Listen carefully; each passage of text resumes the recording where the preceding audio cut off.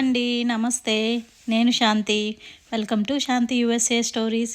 ఈరోజు రెసిపీ వచ్చేసి ఆలు మేతి కర్రీ, బంగాళదుంప మెంతుకూరతో. ఈ కర్రీ చాలా టేస్టీగా ఉంటుంది. ఇది రైస్లోకి, చపాతీలోకి, పులావ్లోకి తినడానికి పర్ఫెక్ట్ కాంబినేషన్. ఒకసారి ప్రాసెస్ ట్రై చేయండి. ఎప్పుడు మనం మెంతుకూరతో చట్నీ, టొమాటో, మేతి అలా చేస్తాం కదా, ఇలా ఒకసారి ట్రై చేయండి, చాలా బాగుంటుంది.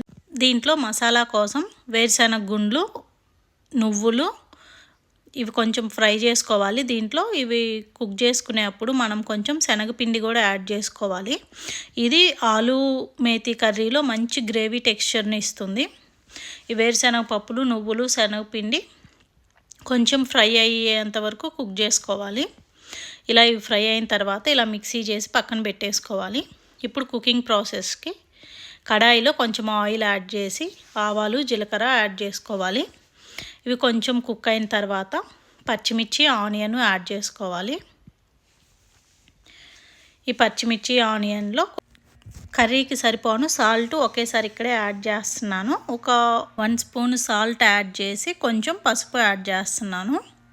ఇది యాడ్ చేసిన తర్వాత ఒక 1/2 స్పూను అల్లం వెల్లుల్లి పేస్ట్ యాడ్ చేస్తున్నాను. ఇవన్నీ యాడ్ చేసి ఈ అల్లం వెల్లుల్లి పేస్ట్లో పచ్చివాసన పోయేంత వరకు మనం కుక్ చేసుకోవాలి.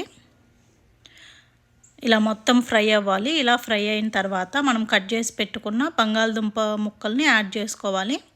ఇవి మరీ మనం ఫ్రైకి యాడ్ చేసుకునేంత చిన్న పీసెస్ కాకుండా కొంచెం పెద్ద పీసెస్గా కట్ చేసుకోవచ్చు. ఈ బంగాళదుంప ముక్కలు, ఈ ఉల్లిపాయ ఇవంతా కలిసేలాగా బాగా ఫ్రై చేసుకోవాలి. ఇది ఇక్కడే మనకి హాఫ్ కుక్ అయిపోవాలి. ఇలా కొంచెం ఫ్రై అయింది కదా, ఈ టైంలో దీంట్లో 1/2 స్పూన్ కారం, 1/2 స్పూన్ ధనియాల పొడి యాడ్ చేసుకోవాలి. ఇంక ఇంతే మసాలాస్. మనం ముందే మిక్సీ చేసి పెట్టుకున్న వేరుశనగ గుండ్లు, శనగపిండి, నువ్వులు యాడ్ చేసిన పౌడర్ ఉంది కదా, అది లాస్ట్లో యాడ్ చేస్తాము. ఇదంతా కలిసేలా కలుపుకున్న తర్వాత ఈలోపు మనం మెంతుకూరని కట్ చేసి పెట్టుకోవాలి. ఒక పెద్ద కట్ట మెంతుకూర తీసుకున్నాను. ఇలా చూసారు కదా, ఇంత చిన్న చిన్న పీసెస్గా కట్ చేసుకోవాలి. దీంట్లో కాడలు రాకుండా ఆకులు మాత్రమే యాడ్ చేసుకొని కట్ చేసుకోవాలి. ఇలా కట్ చేసుకున్న మెంతుకూర మొత్తాన్ని ఈ బంగాళదుంప ఫ్రైలో యాడ్ చేయాలి. ఇలా యాడ్ చేసిన తర్వాత అంతా కలిసేలా కలుపుకోవాలి. మెంతుకూర మనం ఈ టైప్లో ట్రై చేస్తే ఫుల్ కట్ట మెంతుకూర మనం తినవచ్చు. హెల్త్కి చాలా మంచిది, టేస్ట్ చాలా బాగుంటుంది. ఇలా అంతా కలుపుకున్న తర్వాత లిడ్ పెట్టేసి కుక్ చేసుకోవాలి. ఇలా ఒక 5 మినిట్స్ కుక్ అయ్యేసరికి మెంతుకూర అంతా చూసారా, ఇలా కుక్ అయిపోయి కర్రీలో కలిసిపోతుంది. ఇలా అంతా కుక్ అయిన తర్వాత ఇప్పుడు మనం మిక్సీ చేసి పెట్టుకున్న పౌడర్ ఉంది కదా, ఈ పౌడర్ని మొత్తాన్ని యాడ్ చేసుకోవాలి.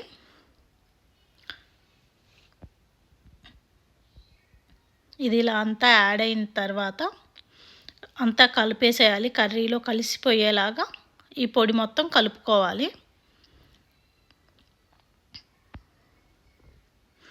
ఇలా అంతా కలిపేసాం కదా, ఇలా కలిపేసిన తర్వాత లిడ్ పెట్టేసి ఇంకొక 5 మినిట్స్ కుక్ చేసుకోవాలి. అప్పుడు ఈ పొడి కూడా కర్రీ మొత్తానికి పట్టేసి కుక్ అవుతుంది. ఇలా అయిన తర్వాత ఫ్రైగా కావాలంటే మనం ఇక్కడే స్టాప్ చేసుకోవచ్చు. నేను గ్రేవీలాగా కావాలనుకుంటున్నా కాబట్టి దీంట్లో వాటర్ యాడ్ చేస్తున్నాను. వాటర్ చెక్ చేసుకోండి. మరీ లూజు కన్సిస్టెన్సీ ఇలా కావాలంటే ఎక్కువ యాడ్ చేసుకోవచ్చు, కానీ నాకు కొంచెం దగ్గరగానే కావాలి గ్రేవీ, అందుకని నేను ఇంకొంచెం వాటర్ యాడ్ చేస్తున్నాను అంతే. ఇలా వాటర్ యాడ్ చేసిన తర్వాత అంతా కలిపేసుకొని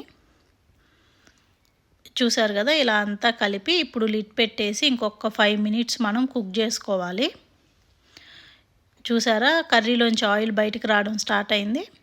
ఇంతే, చాలా సింపుల్గా ఈ ఆలు మేతి కర్రీ రెడీ అవుతుంది. ఇది టేస్ట్ ఎలా ఉంటుందంటే చాలా బాగుంటుంది. మనం దీంట్లో మెంతుకూర ఫుల్ కట్ట యాడ్ చేసాం కాబట్టి నేను ఇంకా కసూరి మేతి ఏమి యాడ్ చేయట్లేదు. నచ్చేవాళ్ళు కసూరి మేతి కూడా యాడ్ చేసుకోండి. మనం అలా యాడ్ చేస్తే దాబా స్టైల్ కర్రీ లాగా ఉంటుంది. మనకి చపాతీలోకి, రోటీలోకి, రైస్లోకి, పులావ్స్లోకి చాలా బాగుంటుంది ఈ కాంబినేషను. మెంతికూర నార్మల్గా పప్పు, కర్రీ, చట్నీ టైప్ కాకుండా ఇలా ఒకసారి ట్రై చేయండి, చాలా బాగా నచ్చుతుంది. మీకు కానీ ఈ వీడియో నచ్చినట్లయితే లైక్ చేసి వీడియోని సబ్స్క్రైబ్ చేసుకోండి. Thank you so much for watching.